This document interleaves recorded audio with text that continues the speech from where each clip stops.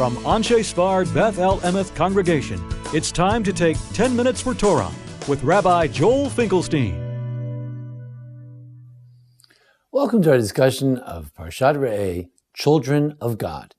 It says in the Parsha, Banim atem mashalechem lo tasimu kocha b'nechem lamed, lo titu aduv lo tasimu kocha b'nechem lamed. You are children of God. Don't cut yourselves. Don't put a tear in your skin between your eyes. Don't make a bald spot between your eyes for the dead.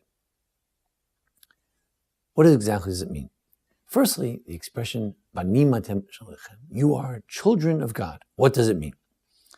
Targum Yonasan Uziel, associated with Yonasan Uziel, says, Kibanim chavivin. You are like beloved children. Of course, we have to be careful not to say we are actual children of God. That's a pagan idea. But we can certainly say we are like beloved children to God. However, other translations, Yerushalmi says, no, Banim chavivin, we are beloved children to God. We want to use that extreme language, as problematic as it may be theologically. Marie Cara, French commentator, early days, he says, what's the connection? Some people put a bald spot between their eyes because of the dead. Some rip their skin. He says, no, but we are banim l'Hashem l'Lechem. We're not orphans. You think you're an orphan? You think you're mourning because you're an orphan? A Jew is never an orphan. Banim atem l'Hashem. We are children of God. And a child of God is never an orphan. As we say in Tehillim, we'll say soon in the month of Elul, my father and mother may have left me, but God always takes us in.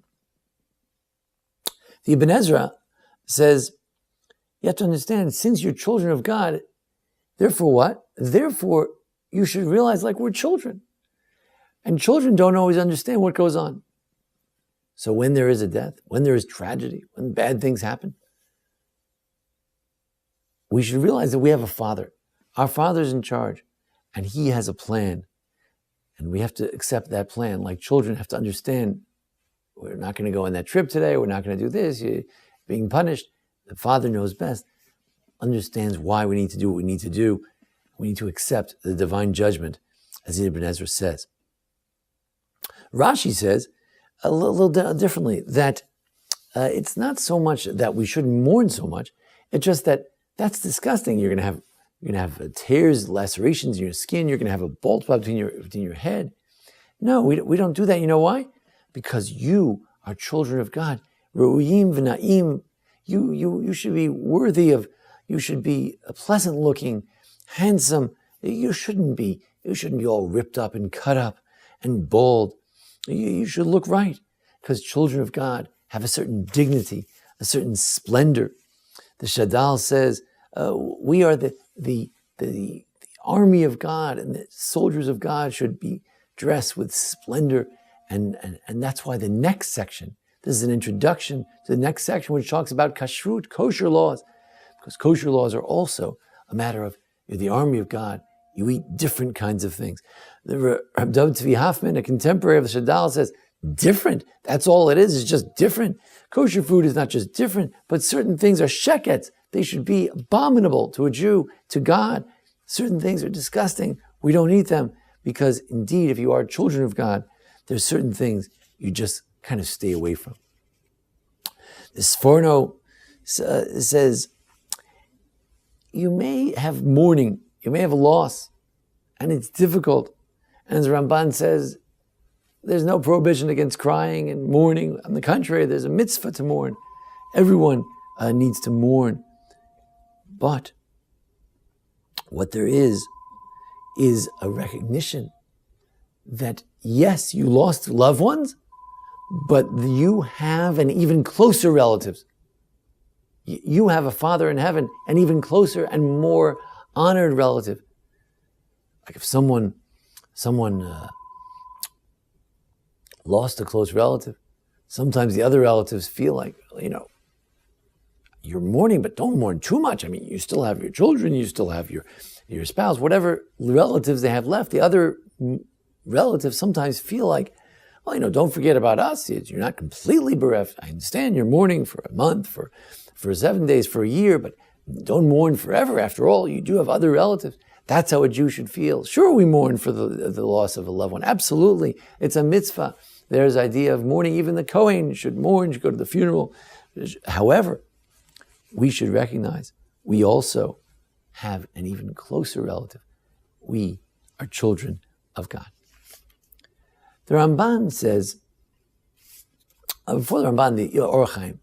The Orach Chaim says that we have to recognize not just what other relatives we have here on earth, but what about the deceased?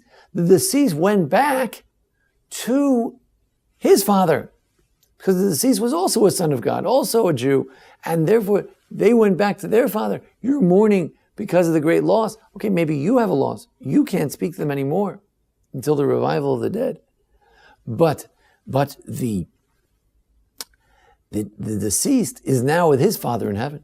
And there's something to be happy about. Again, we don't celebrate death. We don't celebrate the arrival of the soul with God. No, we mourn death, but not too much. Because ultimately we have to recognize that the child did go back to his or her father in heaven. The Ramban says, the book of Devarim as a whole, the Deuteronomy, it's the second Mishnah Torah, it's the second Torah. So it has to sort of add. So here there's a radical adding that goes on, because in the book of Vayikra, it seems that Kohanim, lo yishatu sarta rosham, uvivsaram lo yishtu saratet, lo kirchu kochav rosham, uvivsaram lo yishtu saratet. They're the ones, the Kohanim shouldn't make bald spots, they shouldn't tear their skin. The Kohanim. Here the Torah comes and says, you're also Kohanim.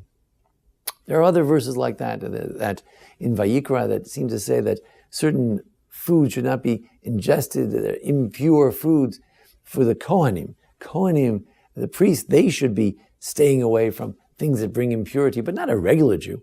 And here the Torah tells us, no, there are some minimal things that even a regular Jew should stay away from, the impure, non-kosher foods. Non-kosher in the Torah lingo is non-pure. They're not pure. When something dies without a shechita, without a proper slaughtering, it's impure, and therefore should stay away from it.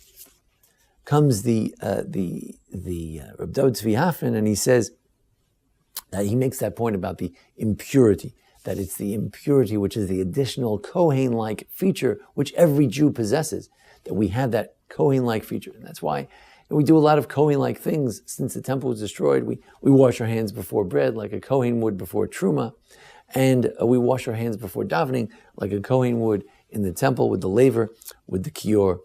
There is an idea that every Jew, in some ways, is a bissel Kohen, a little bit of a Kohen. The Shadal points out that the idolaters had a different view.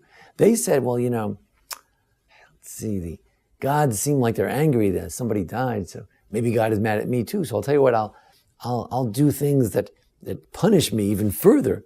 I'll make a permanent bald spot between my eyes. I'll cut my skin, God forbid, and now the gods will be appeased that they won't want to take any more lives in our community. So he says, no, you think God was happy that your loved one is taken away? You think God wants to inflict pain on you? No, God wants good for you. L'tov lach. Everything in the Torah is for the good for you, as it says in Vaychanan, as it said in Parshat Ekev. It's all for good, and therefore, God in this parsha says He wants us to be happy. Vayitach sameach, it's a blessing He wants to give us. He wants us to be happy.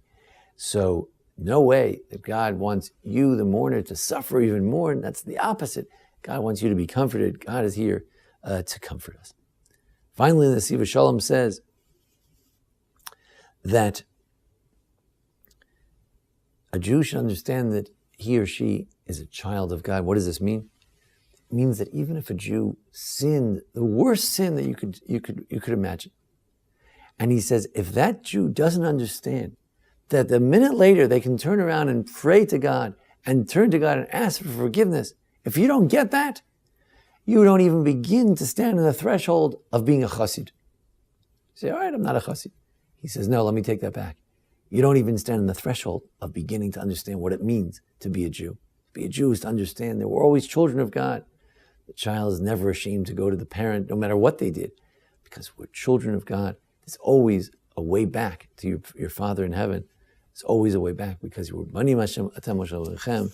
Strive to be children of God this is a special blessing, but as he said, it's a privilege, but it's also a grave responsibility as well, says in Siva Shalom, a grave responsibility to recognize children of God, to carry ourselves a certain way, have to behave a certain way. And that's a tremendous responsibility. We are children of God. We are never orphaned, never alone. At the same time, also tremendous privilege, but also responsibility to recognize how do we behave when we're children of God. Thank you for joining us here at the Anshei Sphard-Beth Emeth congregation, ASB congregation here in Memphis, Tennessee. Join us each week for our discussion of the Parsha and the various holidays. Thanks to Jason Lefkowitz, our producer. Thank you. This has been 10 Minutes for Torah with Rabbi Joel Finkelstein. To learn more, visit asb.org.